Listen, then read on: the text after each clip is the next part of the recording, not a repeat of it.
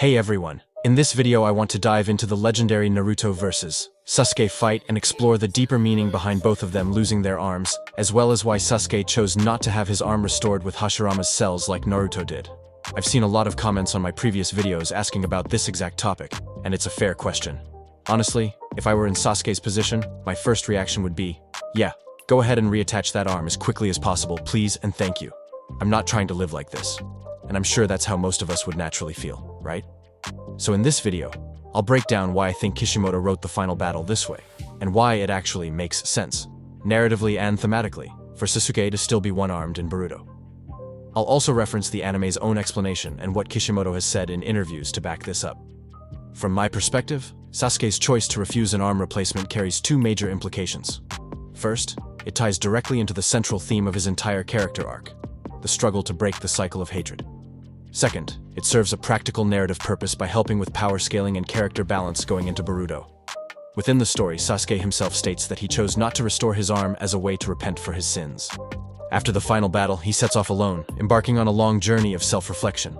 And honestly, that's something that resonates with real life too.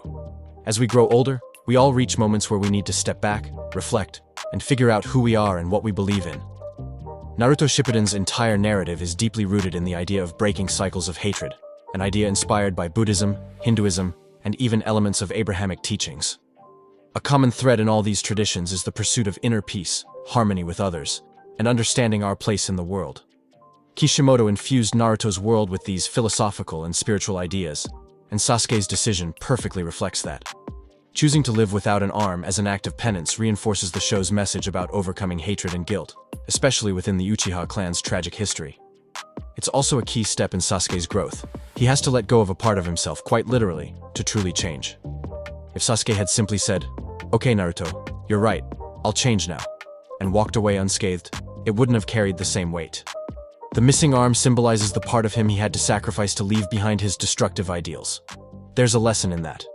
If you're unwilling to sacrifice what you are, you'll never become who you're meant to be. That's why this decision makes so much sense for his character.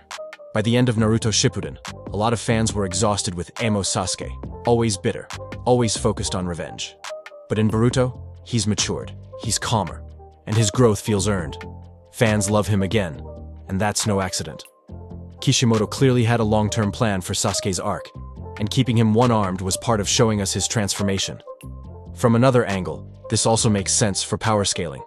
That final battle between Naruto and Sasuke was incredible. I rewatched it recently and it still hits hard. I even teared up a bit thinking about how much this series has meant to me. But realistically, Naruto would have struggled to win without his enormous power boost from having all the tailed beast's chakra and the truth-seeking balls. Keeping Sasuke from getting a replacement arm was a smart way to ensure balance in Boruto, where both characters are already ridiculously powerful. So yeah, that's my take. Let me know what you guys think about Sasuke's decision in the comments below. When Sasuke launched his final assault on Naruto, wielding all the tailed beast's chakra and shaking the earth itself, let's be real. If Naruto hadn't been armed with Sage Mode and the chakra of every tailed beast, there would have been no way to counter it. Nothing. No jutsu would have made sense or been enough. Think about it. Sasuke, with his Rinnegan, took control of all the tailed beasts in one instant and created 8 massive, planet-sized meteors in the sky. That's nearly 8 times the scale of what Nagato pulled off when he used Chibaku Tensei on Kurama. Sasuke was absurdly overpowered at this point in the story. Naruto was too, don't get me wrong. But he had to make serious sacrifices in that battle. He burned through Sage Chakra, gave up his truth-seeking orbs, and even lost a chunk of the tailed beast's power. And here's something not everyone realizes. Naruto doesn't have the same level of chakra he once did in the Boruto era. It's also unclear if he still retains Six Paths Sage Mode. Neither the manga nor the anime has confirmed whether that power remains, or if he still has access to that special Six Paths Kurama form. Sure, he's still got his Nine Tails mode, but that other level? We don't know. It's very possible Naruto's actually weaker now. That's why I think Kishimoto was playing 4D chess here. He clearly saw where the story was headed. Sasuke's powers, especially his dojutsu, were skyrocketing, far beyond Naruto's classic abilities. So Kishimoto made a conscious choice. Limit Sasuke by keeping him one-armed. That decision not only rebalanced the power scale going into Boruto, but also gave fans something to debate endlessly. And Kishimoto? He knows his audience. He knew this would spark discussions, hype, and even boost Boruto's popularity and revenue. The man understands his fan base better than anyone, The manga also reveals an important piece of Sasuke's mindset after that climactic battle. Sasuke doesn't fully trust himself yet. If he accepted Hashirama's cells and got a new arm, he'd gain even more power, potentially awakening the Rinnegan in his right eye and unlocking wood release to its fullest extent. That kind of power would completely break the balance of the Naruto universe. And if Sasuke ever went rogue again, as he himself admitted could happen, no one, not even Naruto, would be able to stop him. That's why Sasuke refuses the implants. He doesn't trust himself with that much power, and that decision perfectly aligns with his character growth. In the end, Kishimoto's choice to keep Sasuke one-armed wasn't random, it was deliberate.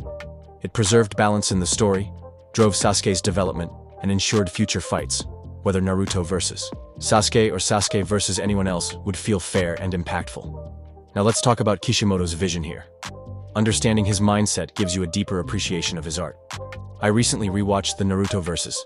Sasuke fight, and honestly, it's a masterpiece. The choreography, the emotional weight, the sheer intensity, it all delivered beyond expectations. And really, was anyone surprised they'd fight one last time at the Valley of the End? We all saw it coming. Madara felt like the final boss for a while, but deep down, we knew the story had always been building toward this showdown. Kishimoto himself admitted that from the very beginning, Sasuke was created to be Naruto's ultimate rival, and he always planned to end the series with their final clash. That's exactly what we got. But here's the funny thing.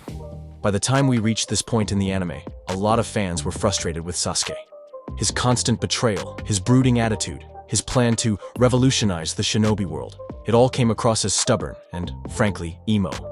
I'm sure many of you were yelling at your screens, wondering why he couldn't just get over it already. Yet that frustration made his eventual redemption even more powerful. That's the brilliance of his character arc. Honestly, the writers did have their reasons for this choice, even if it could have been handled better.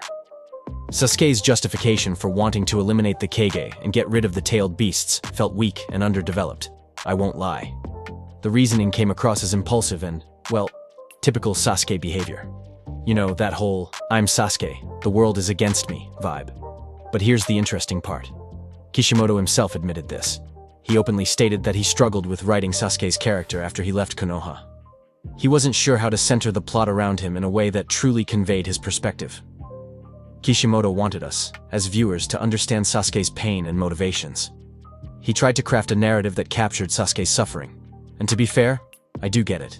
Yes, Sasuke's constant brooding often made him seem overly emo, but honestly, if anyone in real life went through what Sasuke endured, they'd likely become just as cold and detached. Imagine losing your entire family, being forced to kill the brother you loved, only to discover your entire life had been built on lies. That's enough to harden anyone's heart. It even reached a point where Kishimoto and his editors admitted they found it difficult to portray Sasuke's emotions and expressions convincingly. And even today, Sasuke remains a polarizing character. Some people can't stand him, but personally, I'm a fan. Now, when we finally got to that last battle between Naruto and Sasuke, a lot of fans were surprised at just how much taijutsu was involved. It was actually refreshing to see such dynamic choreography. The fight felt raw, physical, and beautifully animated. Honestly, it reminded me of classic martial arts films, like something straight out of a Bruce Lee or Jackie Chan movie. That's a big part of why I hold this fight in such high regard. It truly showcased what makes Naruto great. Think about it. To this day, Rock Lee vs. Gaara is considered one of the greatest anime fights ever. And that was because of its incredible animation and emotion. This fight had the same energy. Kishimoto's vision was clear. He didn't want their final clash to be just another over-the-top ninjutsu battle. He wanted it to be raw and deeply personal, a fistfight between two lifelong rivals. The decision to have both Naruto and Sasuke lose their dominant arms was intentional too. It tied back to a nostalgic moment from the very start of the series, where they crossed fingers in a gesture of camaraderie. By the end, they physically couldn't do that anymore. A symbolic reminder of what they'd lost, but also of what they'd gained. Artistically, Kishimoto also wanted to mirror the statues of Hashirama and Madara, representing Indra and Asura, holding hands at the Valley of the End. Naruto and Sasuke's final fight was designed to reflect that symbolism, the cycle of destiny, their promise, and the resolution between them. That's why their missing arms became a meaningful part of the story, rather than just a random battle injury. It was all part of Kishimoto's vision as an artist, and this was how he wanted to close his story. Anyway, that's all I've got for today's video. Make sure to like, share, and subscribe if you enjoyed this breakdown.